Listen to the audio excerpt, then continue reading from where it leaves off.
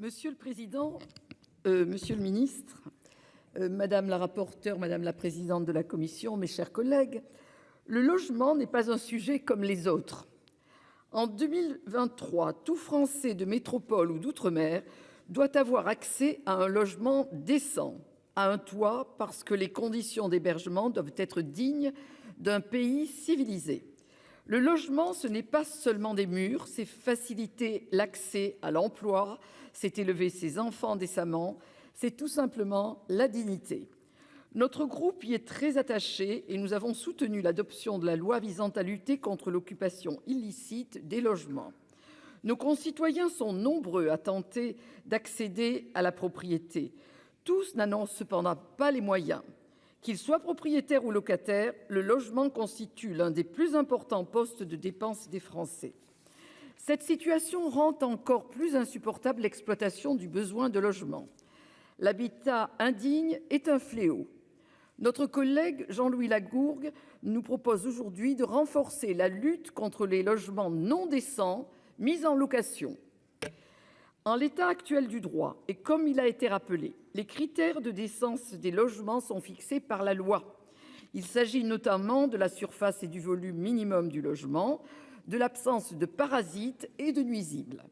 Il s'agit aussi de critères destinés à la protection de la santé de l'occupant, comme par exemple une aération empêchant le développement de moisissures ou la protection du logement contre les eaux de ruissellement et les remontées d'eau. Notre collègue Jean-Louis Lagourgue propose de permettre la consignation du loyer d'un logement non décent entre les mains de la Caisse des dépôts et consignations jusqu'à ce que les travaux de conformité aient été réalisés. Le droit actuel prévoit déjà la suspension du versement des APL aux propriétaires lorsque les services de la CAF constatent qu'un logement ne satisfait pas aux critères de la décence. Alors, de deux choses l'une. Ou bien nous sommes d'accord pour dire qu'un logement mis en location doit satisfaire aux critères de décence fixés par la loi, auquel cas les mesures portées par la proposition de notre collègue ne constituent que la poursuite de la logique qui sous-tend le droit actuel. Ou bien nous considérons qu'un logement non décent peut valablement continuer à être une source de profit pour des bailleurs peu scrupuleux. Faire une loi et ne pas la faire exécuter, c'est autoriser la chose qu'on veut défendre, disait le cardinal Richelieu. Nous pensons donc qu'un logement non décent, c'est-à-dire une mise en location illégale, ne doit pas générer de profit. Le dispositif proposé ne prive le propriétaire des loyers que temporairement. Ils seront en effet consignés jusqu'à la réalisation des travaux de mise en conformité, les sommes lui étant reversées à cette échéance.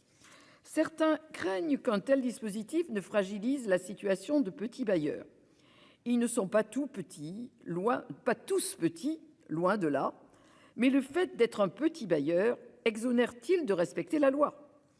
Par ailleurs, et en tout état de cause, le propriétaire bailleur conserve toujours la capacité de vendre son bien s'il ne peut pas assumer sa décence.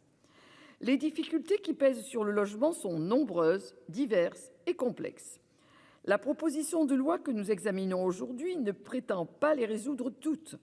Elle a cependant le mérite de la simplicité, de la clarté et surtout le mérite de saisir à bras-le-corps l'une de ses composantes. Nous pouvons comprendre que certains soient réticents à une application nationale et définitive, issue d'une proposition déposée par un député réunionnais à l'Assemblée nationale, déposée au Sénat par notre collègue Jean-Louis Lagourgue, et co-signée par l'ensemble des sénatrices et sénateurs de la Réunion. Cette proposition est néanmoins le signe que l'île rencontre un problème majeur en matière de logement qui appelle une réponse rapide.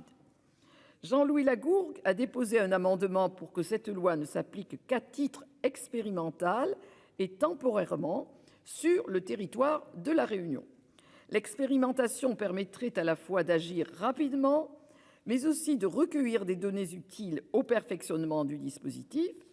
Ne rien faire serait prendre encore du retard dans un domaine où l'urgence est déjà là. La loi fixe déjà les critères de la décence des logements.